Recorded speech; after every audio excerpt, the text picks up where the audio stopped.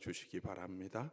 오늘 하나님 말씀 마태복음 27장 45절에서 50절까지 말씀 보겠습니다. 마태복음 27장 45절에서 50절까지 우리 같이 보겠습니다. 우리 묵상하는 마음으로 함께 교독하여 하나님 말씀 읽겠습니다. 마태복음 27장 45절에서 50절까지입니다. 제6시로부터 온 땅에 어둠이 임하여 제9시까지 계속되더니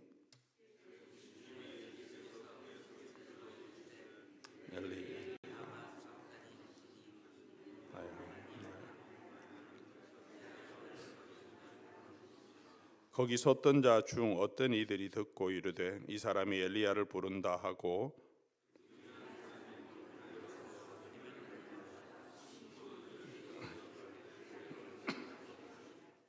그 남은 사람들이 이르되 가만두라 엘리야가 와서 그를 구원하나 보자 하더라. 예수께서 다시 크게 소리 지르시고 영혼이 떠나가시니라. 아멘. 우리 마태복음 특별히 27장 27절부터는 예수님의 고난을 기록해 주고 있습니다. 어제 우리 새벽에 함께 묵상했던 내용이죠.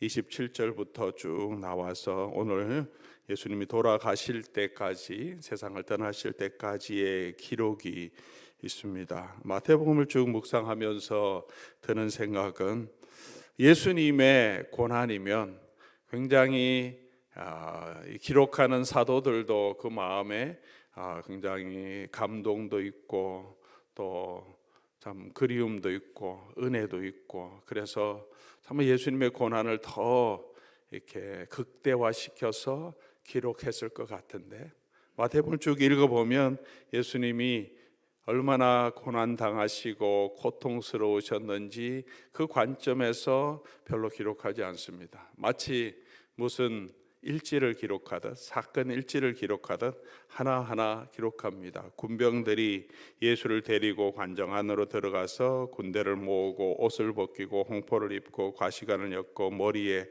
갈대를 씌우고 오른손 들리고 무릎을 꿇고 희롱하고 하나하나 그냥 하셨던 일들을 관찰하는 것처럼 그렇게 기록하고 있습니다.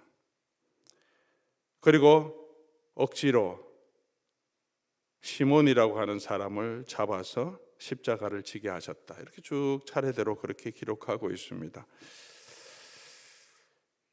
예수님의 관점이 아니죠. 그저 있었던 일을 담담하게 기록해 주고 있어서 놀랍습니다. 그러나 하나하나가 얼마나 큰 무게의 고통인지를 우리가 조금만 생각해 보면 알 수 있습니다. 군병들의 희롱, 사람이 희롱당하고 조롱당하는 것이 가장 고통스럽지 않습니까?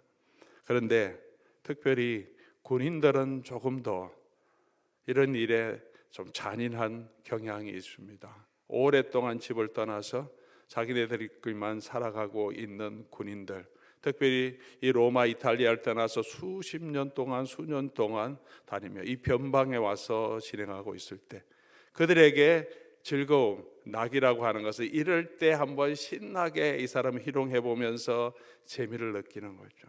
남에게 고통을 주면서 재미를 느끼는, 그렇게 무지막지하게 사람의 인격을 상관없이 그를 조롱하며 즐거워하고 그렇게 즐깁니다. 예수님을 못 박았다 할 때도 너무나 담담하게 기록하고 있죠. 예수님이 얼마나 고통스러웠는지, 못을 십자가에 못 박는다고 할 때 얼마나 큰 고통이겠습니까? 그런데 아무 예수님의 반응은 기록하지 않습니다. 그저 십자가에 못 박힌 다음에 옷은 벗겨지고 군병들은 그 옷을 서로 전리품을 갖겠다고 이제는 제비 뽑고 그 밑에서 난리를 치고 있습니다.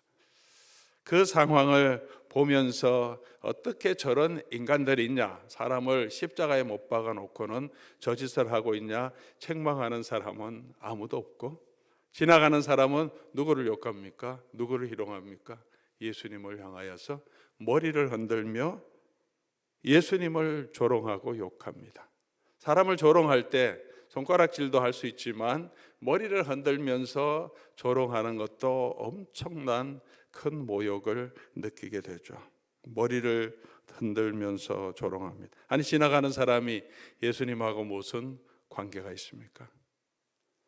뭐 그들이 예수님 죽이려고 모의했다면 뭐 와서 조롱도 하고 그럴 수 있겠지만, 그냥 지나가던 사람이 그들에게 무슨 해를 끼쳤다고, 예수님 한 일이 무슨 손에 되는 일을 했다고, 사람을 고치고 복음을 전하시고 그렇게 병자들을 치유하시고 하신 사역은 들었을 텐데,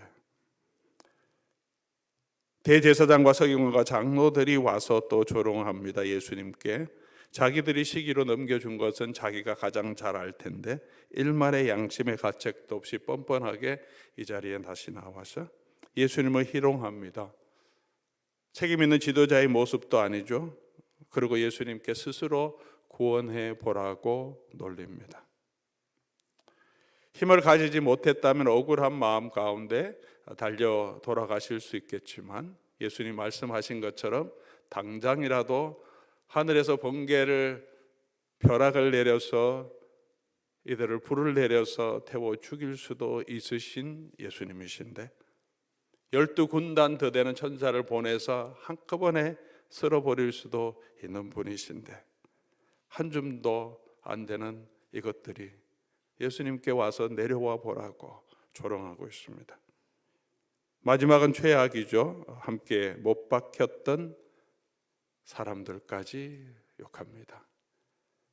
함께 못 박혔다면 그나마 같은 고통 가운데 있기 때문에 서로 동정하는 것이 마땅한데, 함께 못 박혔던 사람까지 당신이 예수면 당신도 구원하고 우리도 좀 구원하라, 예수님을 모욕합니다.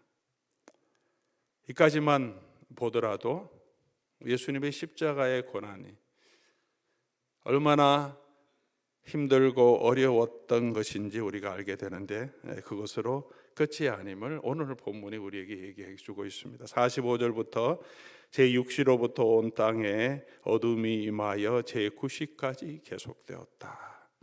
어둠이 임했습니다.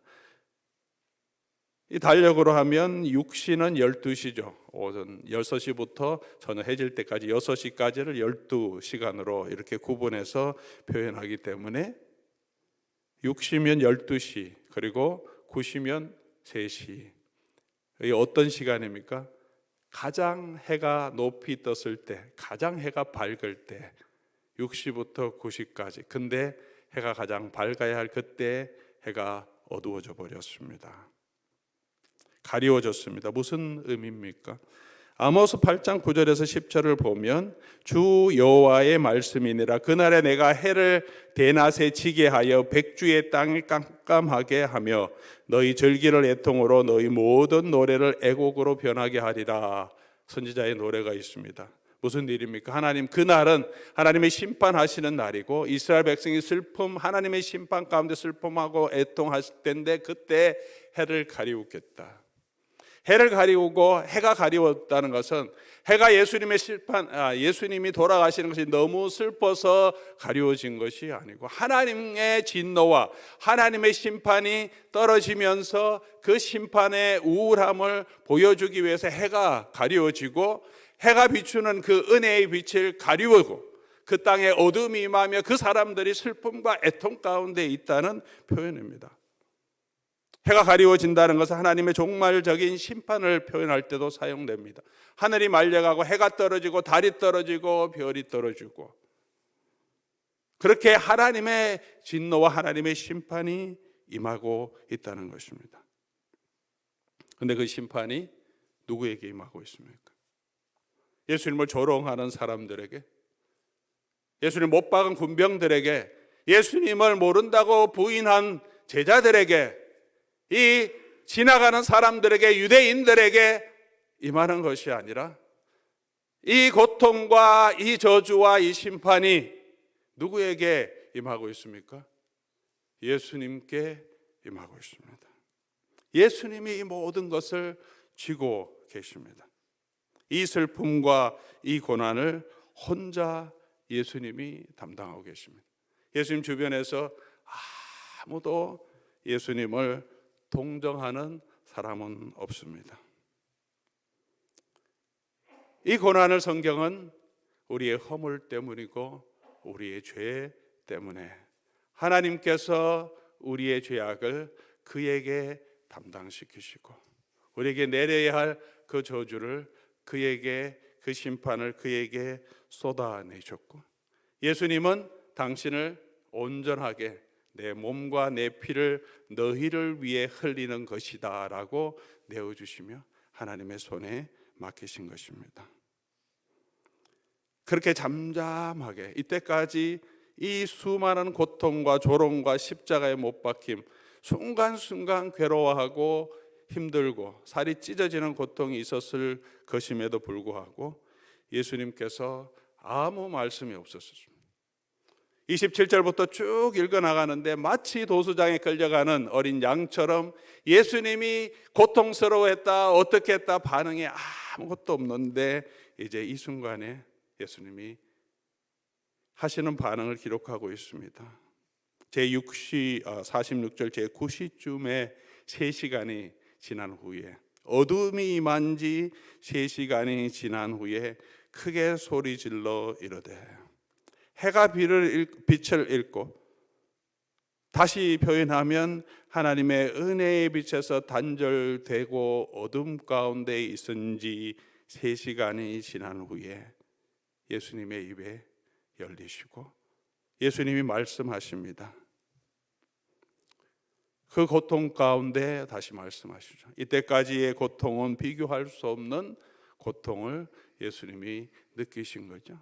엘리 엘리 라마 사박다니, 나의 하나님 어찌하여 나를 버리셨나이까.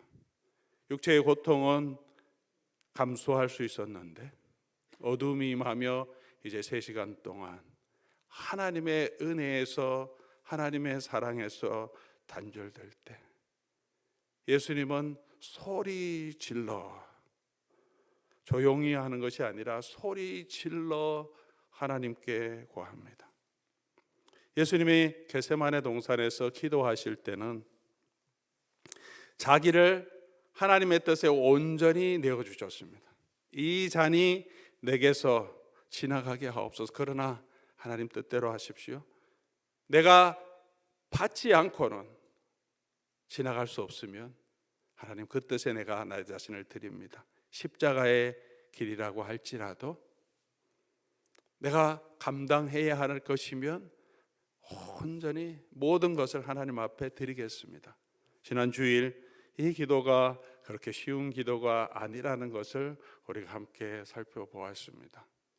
땀이 땅에 떨어지는 핏방울 같이, 그리고 예수님도 심히 고민하여 죽게 된 그 마음으로 한 번이 아니라 또 3번씩이나 3시간 동안 하나님께 엎드려서 기도합니다. 그럼에도 불구하고, 그 고난과 죽음에도 불구하고 예수님께서 하나님 앞에서 이렇게 자신을 드릴 수 있었던 이유가 무엇이었습니까?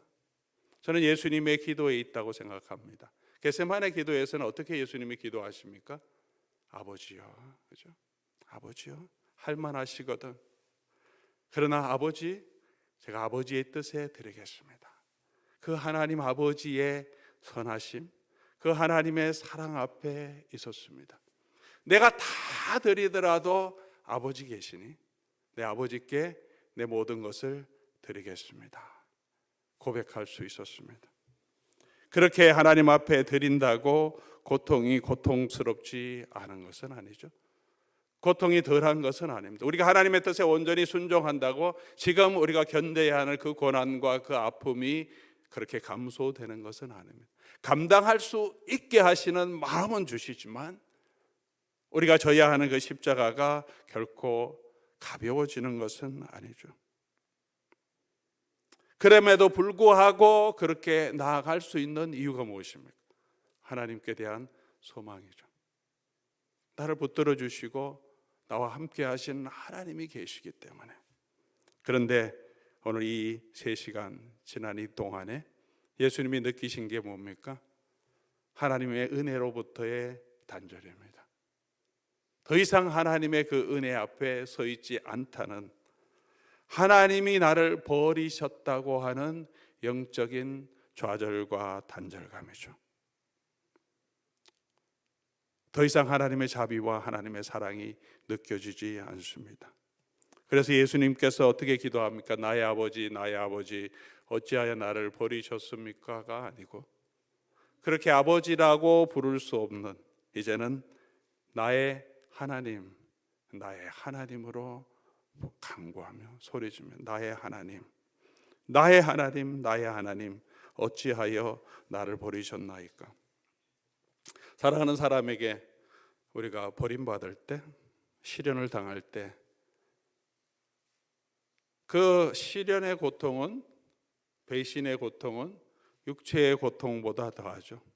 사랑하는 사람 때문에 우리가 능히 우리 자녀를 위해서, 아내를 위해서 어떤 고난도, 삶의 어려움도 투잡을 뛰면서 쓰러지면서 일하더라도 우리가 감당할 수 있고, 육체의 고통도 질병도 감당할 수 있는데, 버림받은 후에 우리가 고통을 감당하는 것은 사랑하는 사람을 위해서 고통을 감당하는 것과 비교할 수 없을 정도의 마음의 아픔이 있죠. 아마 채찍에 맞는 것보다 더 큰 상처가 예수님의 마음 가운데, 영혼 가운데 임했을 거고, 가시로 찌르는 것보다 더 큰 아픔이, 못으로 그 몸을 십자가에 막는 것보다 더 큰 고통이 예수님의 영혼과 심장에 꽂혔을 것입니다. 그러니 정하게 계시던 예수님, 그 죽음의 고통 가운데도 가만히 계시던 예수님이 이제는 입술을 벌리고, 입술을 벌리는 정도가 아니라 소리치며, 엘리 엘리 라마 삽박다니, 하나님, 나의 하나님, 어찌하여 나를 버리셨습니까? 어찌하여 나를 버리셨습니까? 라고 고통합니다. 이 처절한 고통, 이 영적인 단절에서 예수님은 그 고난의 짐을 지고 계십니다. 47절부터 50절까지 예수님은 그렇게 절규하고 계시는데도 그를 위로해 주는 사람이 또 아무도 없죠. 엘리야를 부른다 하고 신포도주를 줘 먹게 하고, 야 가만둬라, 엘리야가 구원하나 보자.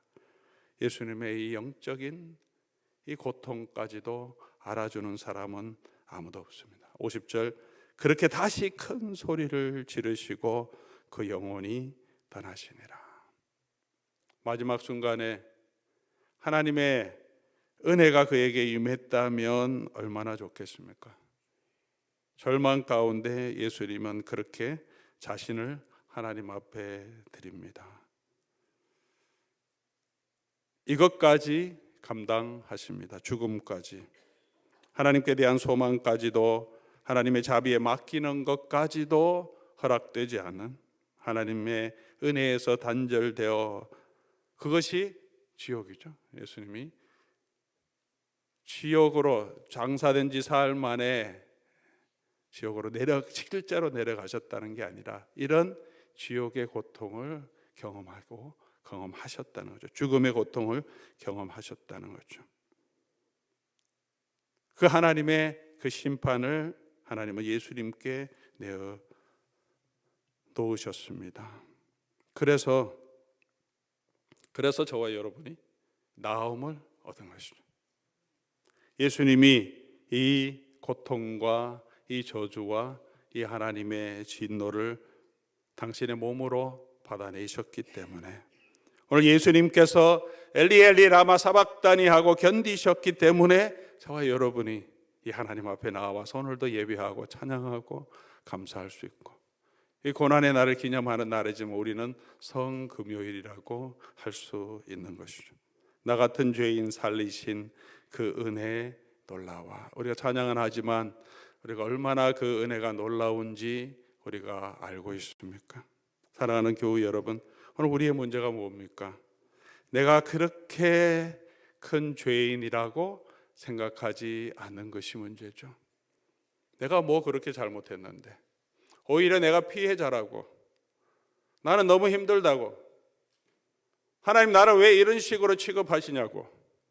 하나님의 은혜를 부어주심에도 불구하고 날마다 우리에게 하나님 베풀어 주신 은혜가 얼마나 큰데도 불구하고 우리가 얼마나 큰 죄인이었는지를 생각하지 못하고 있습니다. 또한 반면에 하나님의 은혜가 얼마나 큰지, 예수 그리스도의 십자가의 보혈의 은혜가 얼마나 놀라운지도 알지 못하고 있습니다. 길 가다가 로또 긁어서 당첨되어서 상금 조금 얻은 것보다도 우리의 구원의 은혜를 그렇게 좋아하고 기뻐하는 모습이 우리에게 있습니까? 그럼에도 불구하고 우리의 소망이 무엇입니까? 우리는 베드로처럼 멀찍이 따르다가 부인하고 내게 손해가 될 것 같으면 부인하고 도망가는 제자들이죠. 내가 손해가 되지 않을 정도로만 따르는 제자들이죠. 조금 위험이 있다면, 힘들다면 예수님도 모른다고 부인해버리고, 또 그게 또 마음 아파서 울다가 또 그런 일이 있으면 또 부인하는 자들이죠. 두려워서 아예 도망가기도 하고 예수님을 팔아버리기도 하고 주님이 가신 그 길이 무엇인지 알지도 못하고 그렇게 걸어가고 있는 사람이 아닙니까? 그럼에도 불구하고 저와 여러분에게 소망이 있는 것은 예수님께서 묵묵하게 이 십자가를 견뎌 주셨기 때문입니다. 하나님의 은혜에 단절되며 사망으로, 죽음으로 들어가는 그것까지도 예수님이 받으셨기 때문에 저와 여러분에게는 소망이 있습니다. 우리에게도 고난이 있습니다. 시련이 있습니다. 죽음이 올 것입니다. 그럼에도 불구하고 저와 여러분이 여전히 소망을 가질 수 있는 것은 예수님이 이 고난을 감당하셨고 예수님이 이기셨기 때문입니다. 어떤 환경에서도 그 어떤 고난에서도 우리가 당하는 고난이 예수님보다 더 큰 고난은 없을 것입니다. 우리가 당하는 슬픔이 예수님보다 더 큰 슬픔은 없을 것입니다. 그러나 그래서 우리가 당하는 그 고난에서 우리가 소망할 수 있는 것은 그것을 견디신 예수님, 이기신 예수님이 나의 주, 나의 하나님이십니다. 그분이 나와 함께 하신다는 거죠. 예수님이 약속해 주셨습니다. 아직 온전히 헌신하지 못하는 제자들이지만 내가 너희와 세상 끝까지 함께 하겠다. 그의 교회와 세상 끝까지 함께 하겠다고 약속해 주셨습니다. 오늘 우리가 당하는 이 고난에서, 유혹에서, 시련에서 우리는 넘어지고 좌절하고 실망하고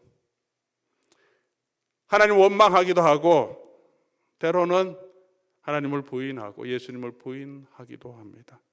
우리의 힘으로, 우리의 인내로, 우리의 열심으로, 우리의 헌신으로 우리가 하나님의 손에 온전히 드리고 우리 믿음도 지킬 수 없는 자들입니다. 그리스도의 제자로도 나를 부인하고 내 십자가를 지고 주를 따라갈 수 없는 자들입니다. 그럼에도 불구하고 예수 그리스도의 이 십자가의 은혜로 저와 여러분을 붙들어 주시고 그 은혜로 말미암아 믿음으로 우리에게 하나님의 자녀가 되는 권세를 허락해 주셨습니다. 우리 삶 가운데 우리 연약하고 힘들 때마다 다시 그래서 우리가 붙들 수 있는 것은 예수 그리스도의 십자가의 은혜밖에 없지 않습니까? 고난 가운데도 우리에게 주신 하나님의 은혜를 기억할 때도 언제든지 예수 그리스도에서 죽음 당하시고 부활하신 그 예수 그리스도밖에 없다고 사도 바울은 고백하지 않습니까? 나는 날마다 죽는다. 나는 죽고 내 안에서 예수 그리스도가 존귀하게 되기를 원한다. 그것밖에 없다고. 그것이 나의 유일한 소망이고 나의 힘, 나의 자랑이고 나의 생명이라고 성경은 우리에게 말해주고 있습니다. 사랑하는 교회 여러분, 오늘 저와 여러분이 이 땅을 살아가는 이 길이 힘들고 또 고난의 길이고 십자가의 길 같을지라도 견뎌내어야 하는 어려움이 힘들고 혼자 버티기 너무 힘들지라도 사랑하는 교회 여러분, 저와 여러분에게는 예수님이 있습니다. 예수님의 십자가에 보혈이 있습니다. 하나님 앞에서 당신을 온전히 내어주시고 하나님의 그 은혜에서 단절되며 그 영혼이 죽음으로 떨어지는 그 같은 고난을 견디신 예수님이 계십니다. 이 십자가의 은혜를 붙들고 오늘도 그 은혜만을 붙들고 믿음으로 걸어가는 저와 여러분 될 수 있기를 주의 이름으로 간절히 소원합니다. 우리 다시 한번 우리 찬송하고 기도하는 시간 가지면 좋겠습니다. 십자가로 갑니다. 날 대신하여 지신 십자가로